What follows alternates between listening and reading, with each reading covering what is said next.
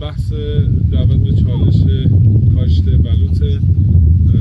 از اینجا من از آقای دکتر همتی تشکر میکنم که من رو دعوت کردن به این چالش و چالش بلوط هم که در زاگرس داره از طرف دوستان جوانرود و انجمن ماپریز و جناب مهندس قادری داره انجام میشه.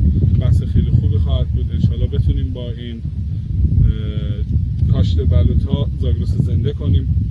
زاگرس نیاز داره به نفس جدید، به بلوط هایی که همه دوستان در این چالش اونو میکارن و امیدوارم با همین بحث چالش ما بتونیم کل حیطه جنگل های زاگرس رو مجددا احیا و زنده کنیم.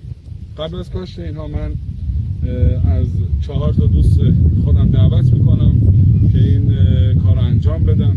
از آقای علیپور مسئول کارشناس مسئول مشارکت های اداره کل محیط زیست دعوت میکنم که این چالش انجام بده. از جناب آقای محمد درویش مدیر کل مشارکت های سازمان محیط زیست این دعوت رو میکنم.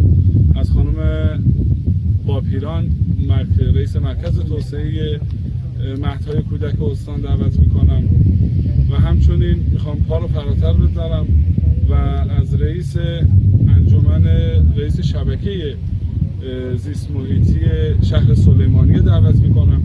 حالا این تیکرم کردی میگم دعوتم دسترو که جنگ پارتور جنگ پارزن سلیمانی هم کارو کرد و بوی بتوانیم برنامه بید که زاگرس بو همومانه و هم با روی که کاریم و داینی بینیجیم بوی که هموی زاگرس لکردستانات بید حریم کردستان بید ایران بید توانی بچه که باشنجه.